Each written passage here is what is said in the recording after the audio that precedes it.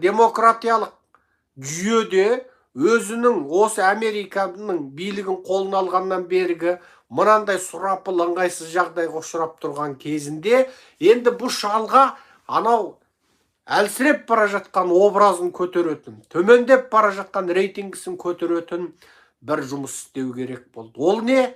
Америка тарихында анау Америка болғаннан бері ешқандай президент істемеген, Америка әскері ресми меңгермеген жерге барып, мынау тіпті әуе шабуылы дабылы қағылып тұрған Киевтен сопаң етіп шыға келу болды.